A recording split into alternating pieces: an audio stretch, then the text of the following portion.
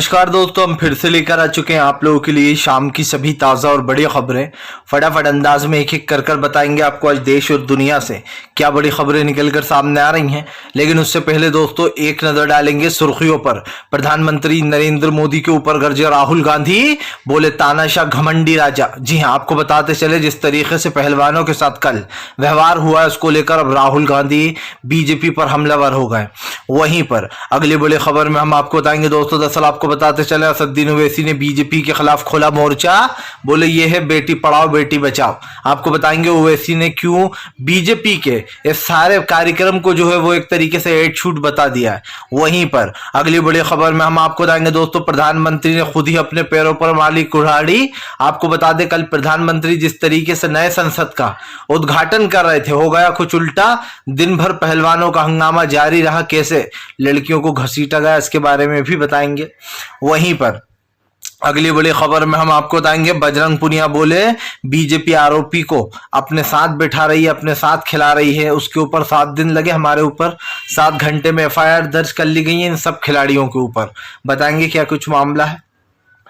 वहीं पर प्रियंका गांधी ने मोदी सरकार के ऊपर बड़ा हमला, बोले जो लोग मेडल पर छाती पर मेडल लेकर आए थे उन लोगों की छाती पर चढ़ गए बीजेपी के नेता। वहीं पर इसके बारे में बताएंगे। वहीं पर किसान नेता राकेश टिकैत की बीजेपी को चेतावनी, बोले कहां कहां आंदोलन खत्म करोगे, हर जगह अब आंदोलन होगा। बताएंगे राकेश टिकैत ने क्यों ऐसा बोला है। वहीं पर दोस्तों अगली बिग ब्रेकिंग में हम आपको बताएंगे, दिल्ली के सीएम अरविंद केजरीवाल का बीजेपी के ऊपर बड़ा हमला, बोले बीजेपी ने जिस तरीके से खिलाड़ियों को रौंदा है जनता इसका जवाब जरूर देगी। इस देश में सरकार नहीं बल्कि एक तानाशाह सरकार चल रही है। वहीं पर अगली बड़ी खबर में हम आपको बताएंगे दोस्तों, प्रधानमंत्री नरेंद्र मोदी ने पूरे लोकतंत्र की कल कर दी धज्जियां उड़ा दी। जिस तरीके से उद्घाटन किया है दोस्तों, आप समझिए न सिर्फ राष्ट्रपति का अपमान बल्कि ये साबित हो गया कि अब जो सत्ता में रहेगा उसकी ही चलेगी, ना देश का कानून चलेगा न लोकतंत्र चलेगा। बताएंगे राजनीतिक विश्लेषकों ने क्यों कहा कि ये तो एक उत्सव था, उद्घाटन नहीं, इसके बारे में भी बताएंगे। तो तमाम खबरें फटाफट अंदाज में देंगे, एक एक कर देंगे। सबसे पहले बढ़ते हैं सबसे पहली और सबसे बड़ी खबर की ओर। दरअसल दोस्तों आपको बताते चले, असदुद्दीन ओवैसी का बीजेपी के ऊपर बड़ा हमला, बोले यह है भारतीय जनता पार्टी का बेटी बचाओ बेटी पढ़ाओ अभियान, जहां पर महिला पहलवानों की छाती पर चढ़ चढ़कर उनको पीटा गया, दिल्ली पुलिस ने उनको घसीटा। यही नहीं दोस्तों, आप समझिए उनकी गर्दनें तक दबा दी गई। जिस तरीके से कल नजारा था, यह कहना गलत नहीं होगा दोस्तों, ओवैसी ने कहा कि कल लोकतंत्र का एक काला दिन था। एक तरफ प्रधानमंत्री नए संसद का उद्घाटन कर रहे थे, दूसरी तरफ महिला रेसलरों को दिल्ली पुलिस पीट पीट कर घसीट रही थी। क्या दोस्तों ये दो लोकतंत्र का नजारा यही है? क्या प्रधानमंत्री नरेंद्र मोदी इसी को कहते हैं अमृतकाल? और अगर यही अमृतकाल है, यही बेटी बचाओ बेटी पढ़ाओ इनका नारा है, तो फिर आप समझ सकते हैं कि इनकी सोच क्या है। एक तरफ जिस तरीके से कल दिल्ली में लगातार उन पहलवानों को पीटा गया घसीटा गया, ऐसी तस्वीरें निकलकर सामने आई दोस्तों। मैंने एक वीडियो बनाया था, उसमें जब मैंने फोटो और वीडियोस को डाला तो आप समझिए उसका सिंबल जो येलो कर गया है, डॉलर येलो कर दिया। हालांकि उसके बाद मैंने उस चीज को हटा दिया, लेकिन सवाल यह है दोस्तों कि आज सच्चाई बताना भी एक वो हो गया है। भारतीय जनता पार्टी किस तरीके से सच को रोकने का काम करती है ये आप खूब जानते हैं। सबसे बड़ी बात, आज जो दिल्ली में हुआ है दोस्तों, कल वो आपके साथ भी हो सकता है, कल दूसरे खिलाड़ियों के साथ हो सकता है, क्रिकेटर के साथ हो सकता है, फुटबॉलरों के साथ हो सकता है, हॉकी प्लेयर के साथ हो सकता है। लेकिन आज सब लोग अपनी आवाज दबाए बैठे हुए हैं। जो लोग बोल रहे हैं दोस्तों वो तो लोकतंत्र के रखवाले हैं ही, लेकिन जो लोग अपनी आवाज दबाए बैठे वो बहुत बड़ी गलतफहमी में है कि हमें क्या करना। कल आपके ऊपर भी ये बात आ सकती है, आपके साथ भी ये हो सकता है। मुझे तो ऐसा लगता है दोस्तों कि खिलाड़ियों के साथ उन तमाम खिलाड़ियों को आना चाहिए, चाहे वो क्रिकेटर हो, फुटबॉलर हो या हॉकी प्लेयर हो, जितने भी स्पोर्ट्समैन है सबको आगे आकर इन खिलाड़ियों का समर्थन करना चाहिए था। लेकिन ओवैसी ने साफ कहा है कि फिलहाल बीजेपी एक तरफ अपना जो है यहाँ पर एड शूट कर रही थी, दूसरी तरफ इधर लोकतंत्र की हत्या हो रही थी। कुछ ही घंटों की दूरी पर, या क्यों कहते कुछ ही कदमों की दूरी पर थे प्रधानमंत्री।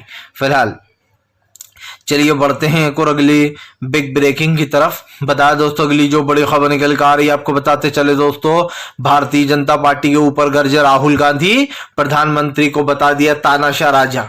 जी हाँ, अहंकारी। आपको बताते चले दोस्तों, राहुल गांधी ने प्रधानमंत्री नरेंद्र मोदी पर हमला बोलते हुए कहा है कि फिलहाल देश की बेटियों को जिस तरीके से रौंदा गया, और खास करके दोस्तों अगर आप एक पिक्चर देखेंगे जिसमें जो है यहाँ पर विनेश फोगाट पड़ी हुई है, उसमें बाकायदा झंडे का भी अपमान किया गया है। उन लड़कियों के हाथ में देश का झंडा था और झंडे को भी दोस्तों अपमानित करके नीचे रौंद दिया गया। सवाल ये उठता है कि आज लोकतंत्र में इनके लिए न देश के दोस्तों समझिए झंडे की कोई इज्जत है, न देश के लोगों की कोई रिस्पेक्ट है। दिल्ली पुलिस दोस्तों जिस तरीके से बर्बरता दिखा रही थी, अगर यही बर्बरता ब्रिजभूषण के साथ दिखाई होती तो अब तक वो जेल में होता, लेकिन ब्रिजभूषण को तो बीजेपी गिरफ्तार नहीं करा रही। राहुल गांधी ने कहा कि फिर से एक बार देखने को मिला कि जो है अहंकारी घमंडी राजा का जो है घमंड सामने आ गया। राहुल गांधी दोस्तों हमेशा बीजेपी को घेरते रहते हैं। राहुल गांधी ने महिला पहलवानों के समर्थन में पहले भी कहा था कि देश की बेटियां जिस तरीके सड़कों पर बैठी हैं उससे साफ दिखाई देता है कि देश का तानाशाह राजा अपनी अपनी चला रहा है। दोस्तों एक बात हो तो शायद उसको इग्नोर किया जा सकता है, लेकिन जब देश में ही मोदी विरोधी लहर चलने लगे तो आप समझ सकते हैं कि 2024 का रिजल्ट क्या होने वाला है। आप देख लीजिए, इस सरकार से ना किसान खुश है, इस सरकार से ना जो है रेसलर पहलवान खुश है, इस सरकार से ना आम जनता खुश है, इस सरकार से ना विपक्ष खुश है।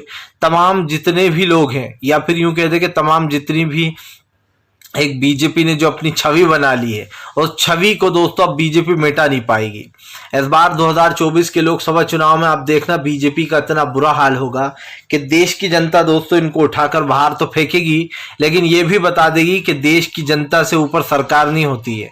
और यही कारण है जो प्रधानमंत्री नरेंद्र मोदी के जितने भी दोस्तों जुमले हैं वो साफ दिखाई देते हैं। जुमलेबाज प्रधानमंत्री की जुमलेबाजी हमेशा हमें देखने को मिलती ही है। और कल किस तरीके से संसद में खड़े होकर बड़े बड़े भाषण दे रहे थे, दूसरी तरफ महिलाओं का अपमान हो रहा था। ये था दोस्तों लोकतंत्र का, कांग्रेस ने बताया है इसको काला दिन, के कल का काला दिन इतिहास में लिखा जाएगा। चलिए बढ़ते हैं एक और अगली बिग ब्रेकिंग की तरफ। बता दोस्तों अगली जो बड़ी खबर निकल कर आ रही है आपको बताते चले दोस्तों, प्रियंका गांधी का मोदी सरकार के ऊपर बड़ा हमला, खिलाड़ियों की छाती पर लगे मेडल हमारे देश की शान होते हैं। भाजपा सरकार का अहंकार इतना बढ़ गया है कि सरकार हमारी महिला खिलाड़ियों की आवाजों में निम्रता के साथ बूटों तले रौंद रही है। आपको बता दें दरअसल महिला पहलवानों को दोस्तों जूतों तक से रौंद दिया गया, उनके ऊपर जूते रख दिए गए। जाहिर सी बात है जब इतना सब कुछ होगा तो कहाँ कुछ दिखता है दोस्तों। महिला पहलवानों के समर्थन में आते हुए प्रियंका गांधी ने ये सारी बातें बोल दी कि फिलहाल मोदी के ऊपर बड़ा हमला बोलते हुए उन्होंने कहा कि खिलाड़ियों की छाती पर मेडल हमारे देश की शान होते हैं, लेकिन भाजपा सरकार का अहंकार इतना बढ़ गया है कि सरकार हमारी महिला खिलाड़ियों की आवाज़ों को निम्रता के साथ बूटों तले रौंद रही है। जाहिर सी बात है दिल्ली का ये नज़ारा कल दोस्तों पूरी दुनिया ने देखा। एक तरफ प्रधानमंत्री अपना भाषण दे रहे थे वहां संसद में, दूसरी तरफ दोस्तों दिल्ली पुलिस यहाँ बर्बरता दिखा रही थी। सवाल ये उठता है या तो आप ये हो, ये आपकी असलियत है, या फिर वो आपकी असलियत है।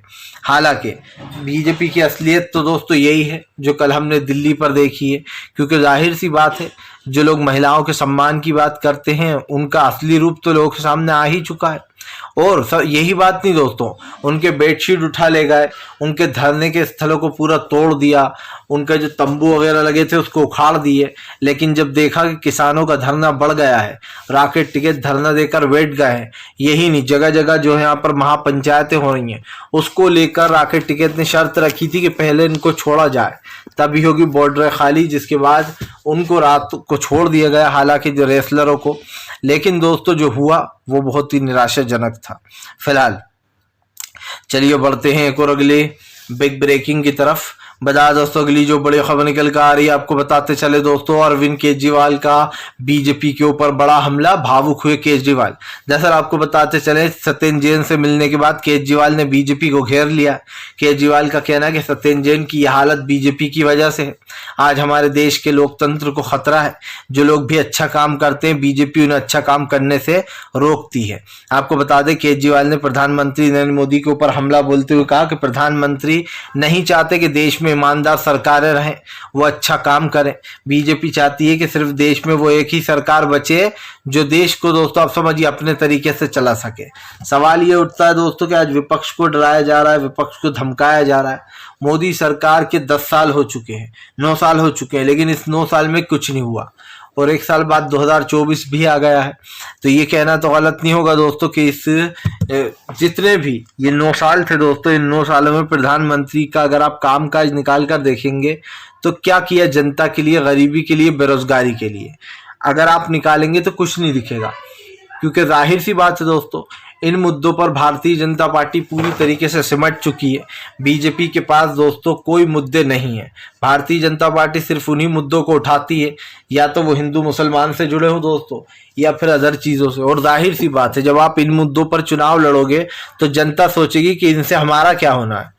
मंदिर बन जाएगा तो दोस्तों खाने को तो मिल नहीं जाएगा, मस्जिद बन जाएगी तो खाने को नहीं मिलेगा।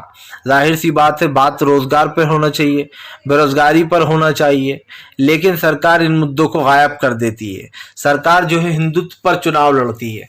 तो इस देश की जनता दोस्तों कहीं ना कहीं अब समझ चुकी है कि भाई हिंदुत्व पर चुनाव लड़ने से फायदा क्या है। चाहे दोस्तों आप समझ लीजिए किसी का फायदा नहीं है, न मुस्लिम समुदाय का, न हिंदू समुदाय का, न सिख समुदाय का। जब मुद्दों पर बात होगी उससे जनता को फायदा होगा, और जब मुद्दों पर बात ही नहीं होगी तो जनता का कोई मतलब भी नहीं रह जाता है। चलिए बढ़ते हैं एक और अगली बिग ब्रेकिंग की तरफ। बता दोस्तों अगली जो बड़ी खबर निकल कर आ रही, किसान नेता राकेश टिकैत की बीजेपी को चेतावनी, बोले पूरे देश भर में होंगे अब धरने प्रदर्शन, कहां कहां रोकोगे। दरअसल दोस्तों कल किसानों के पहलवानों के साथ हुई बर्बरता को लेकर राकेश टिकैत ने ऐलान कर दिया। उनका कहना है कि अब जगह जगह होंगे धरना प्रदर्शन, कहां कहां बीजेपी रोकेगी। दरअसल दोस्तों समझ में ये नहीं आ रहा कि एक सांसद को बचाने के लिए पूरी ताकत क्यों झोंक दी गई है। नाम है बृजभूषण। सिर्फ एक बीजेपी को सांसद को बचाने के लिए प्रधानमंत्री ने पूरे लोकतंत्र की हत्या करने का सोच लिया है। लेकिन सवाल सिर्फ बृजभूषण का नहीं है दोस्तों, सवाल बृजभूषण जैसे उन तमाम नेताओं का है जो आए दिन इस तरीके की हरकतें करते हैं, और वो भी बीजेपी के ही नेता। उनके ऊपर एफआईआर भी दर्ज होती हैं लेकिन कोई कार्रवाई नहीं होती। और जाहिर सी बात है दोस्तों, जब कोई कार्रवाई नहीं होगी तो सवाल तो उठेंगे ही। प्रधानमंत्री नरेंद्र मोदी इस चीज़ से दोस्तों भले ही भागते रहें, लेकिन सच्चाई ये है दोस्तों कि देश में आज जिस तरीके की चीज़ें हो रही हैं, और ख़ास करके दोस्तों देश जिस तरीके से पीछे बढ़ता जा रहा है, ये कहना गलत नहीं होगा कि प्रधानमंत्री के राज में दोस्तों देश हमेशा पीछे ही रहा है, आगे कभी रहा नहीं है। और इसलिए ये मैं कह रहा हूँ दोस्तों गारंटी से, क्योंकि आपने देख लिया कि प्रधानमंत्री के 10 साल कैसे रहने वाले हैं। 1 साल और बचा है, इसलिए हम 10 साल का ही ब्यूरो लेकर चल रहे हैं। लेकिन मामला 10 साल का नहीं है, मामला ये है दोस्तों कि जब प्रधानमंत्री सत्ता में आने वाले थे 2013 में, तब प्रधानमंत्री ने कांग्रेस के भ्रष्टाचार को उजागर किया। प्रधानमंत्री के हिसाब से कांग्रेस भ्रष्टाचार कर रही थी। जब 410 रुपए की गैस की टंकी थी तो वो बीजेपी के हिसाब से बहुत महंगी थी, लेकिन आज 1100 रुपए का एलपीजी है दोस्तों। आज बीजेपी ने तिगने दाम कर दिए हैं, 3 गुना, लेकिन उसके बाद भी बीजेपी के कान पर जू नहीं रेंग रही है। तो आप ये बताइए दोस्तों, महंगाई तब ज्यादा थी या अब ज्यादा है? या तो बीजेपी उस महंगाई को गलत मानती थी जो शायद बहुत ही कम थी, मेरे हिसाब से 410 रुपए की टंकी गैस की, एलपीजी की, आप समझ सकते हैं क्या दाम था। लेकिन आज 1100 रुपए है, क्योंकि जाहिर सी बात है जो पहले के दाम मैंने चेक करे दोस्तों कई बार कई चीज़ों के, तो मुझे पता चलता रहता है इन चीज़ों के बारे में। लेकिन प्रधानमंत्री इन चीज़ों को बायकॉट कर देते हैं। एक भी लाइव कॉन्फ्रेंस नहीं करना अपने 9 साल के कार्यकाल में, यह अपने आप में ही एक बड़ा बेवकूफ़ी है। मनमोहन सिंह साहब ने अपने कार्यकाल में लगभग दोस्तों 8 से 10 लाइव कॉन्फ्रेंस की थी, लेकिन प्रधानमंत्री ने अपने 10 साल के कार्यकाल में एक भी लाइव कॉन्फ्रेंस नहीं की।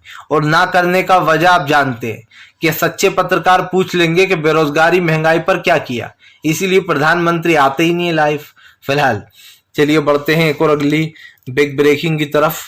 बता दोस्तों अगली जो बड़ी खबर निकल कर आ रही है, आपको बताते चले दोस्तों, तमाम खिलाड़ियों के ऊपर एफआईआर हुई दर्ज तो भड़क गए बजरंग पुनिया। दरअसल दोस्तों बृजभूषण के ऊपर एफआईआर दर्ज होने में 7 दिन लग जाते हैं, लेकिन दोस्तों खिलाड़ियों के ऊपर एफआईआर दर्ज होने में 7 मिनट नहीं लगते हैं। यही है बीजेपी का दोहरा चरित्र। एक तरफ कानून की बात करते हैं, दूसरी तरफ खुद ही कानून की धज्जियां उड़ाने के लिए आतुर रहते हैं। आपको पता होगा दोस्तों, जब बृजभूषण के खिलाफ महिला पहलवानों ने कुछ शिकायत की तो उनकी शिकायत पर कोई एक्शन नहीं लिया गया। यही नहीं, जब महिला पहलवानों ने बृजभूषण के खिलाफ आवाज उठाने की कोशिश की तो उनकी आवाज दबाने का भी काम किया गया। जब बहुत ज्यादा मामला बढ़ गया और जब ये आंदोलन होने लगे तब कहीं जाके दिल्ली पुलिस ने बृजभूषण के खिलाफ एफआईआर दर्ज की। वो भी दोस्तों 2 एफआईआर, एक नहीं 2 एफआईआर दर्ज की। एक एफआईआर नॉर्मल थी, दूसरी पे दोस्तों पॉक्सो एक्ट लगा था। पॉक्सो एक्ट का मतलब क्या होता है दोस्तों, कि अगर आपके ऊपर पॉक्सो एक्ट लग जाता है तो आपकी तुरंत गिरफ्तारी होती है। लेकिन दोस्तों क्योंकि बृजभूषण बीजेपी का नेता है इसलिए पॉक्सो एक्ट के बाद भी बृजभूषण की गिरफ्तारी नहीं हुई। और ये साफ दिखाई दे रहा था दोस्तों कि जब बृजभूषण की गिरफ्तारी ही नहीं हुई तो चाहे उसके ऊपर 1 एफआईआर करो, 2 करो या 10 करो, एफआईआर का क्या मतलब। एफआईआर को घर में सजाकर धुनी तो देना नहीं थी। खिलाड़ी तो चाहते थे कि बृजभूषण की गिरफ्तारी हो, लेकिन उसकी गिरफ्तारी नहीं की गई, जिसका मतलब साफ है कि बीजेपी दोस्तों अपने तरीके से देश को चलाना चाहती है और वो अपने तरीके से ही कानून को भी चलाना चाहती है। कैसे कानून जिस पर बीजेपी को झटका लगा सुप्रीम कोर्ट से, क्योंकि आम आदमी पार्टी को वो सौंप दिया गया, पर बीजेपी ने बड़ी ही चालाकी से अध्यादेश लाकर उस कानून को पलट दिया, जिससे ये साबित हो जाता है कि ना सुप्रीम कोर्ट ना कोई और अब बीजेपी को कोई रोक नहीं पा रहा है दोस्तों, कानून भी नहीं। चलिए बढ़ते हैं एक और अगली बिग ब्रेकिंग की तरफ। बता दोस्तों अगली जो बड़ी खबर निकल कर आ रही है आपको बताते चले दोस्तों, मोदी सरकार का पूरी तरीके से बेड़ा हुआ गर्क। जी हाँ, आपको बता दें प्रधानमंत्री ने सोचा था कि मैं नए संसद का उद्घाटन करूंगा तो खूब बढ़िया वाहवाही होगी, जगह जगह जो है यहाँ पर मेरा प्रचार प्रसार चलता रहेगा। लेकिन पलीता लगाने का काम दोस्तों इस आंदोलन ने कर दिया जो प्रोटेस्ट चल रहा है। और आप भी जानते हैं कि इसने क्यों कर दिया।